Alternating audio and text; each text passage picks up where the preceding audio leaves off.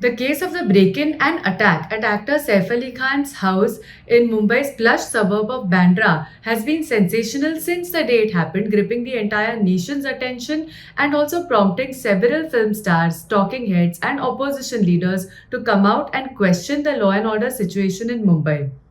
But over the past 2 or 3 days, the case has needlessly taken a political turn. Ruling Mahayuti politicians such as Sanjay Nirupam from the Eknath Shinde-led Shiv Sena and Nitesh Rane, who is a minister in the Devendra Fadnavis-led Maharashtra cabinet, have been questioning if the attack on Saif Ali Khan was actually as severe as it is being made out to be. Both have spoken about how, despite a grievous injury and a surgery, Saif Ali Khan came out of the hospital looking fit and fine just 4 days later.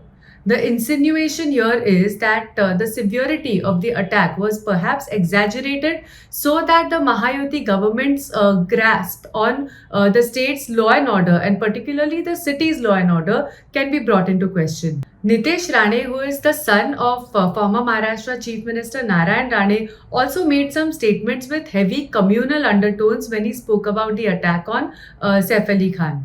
Then you have Nana Patole, who is Maharashtra Congress chief, jumping into the controversy by questioning if the accused arrested by the Mumbai police is actually the same person whose face was captured by surveillance cameras as he was passing through the staircase in Saif Ali Khan's building. And then you have Aditya Thackeray, Worli MLA and a leader from the Shiv Sena Uddhav Balasaheb Thackeray faction, making it an issue about the BJP government's inability to curb illegal Bangladeshi migrants in India, considering the accused arrested is of Bangladeshi origin.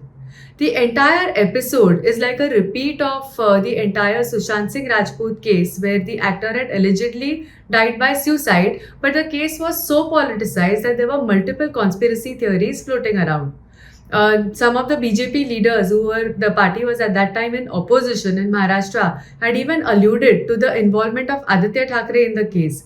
Meanwhile, the then ruling Mahavikas Aghadi was basically saying that the BJP's allegations using the Sushant Singh Rajput case are simply aimed at destabilizing the Maharashtra government.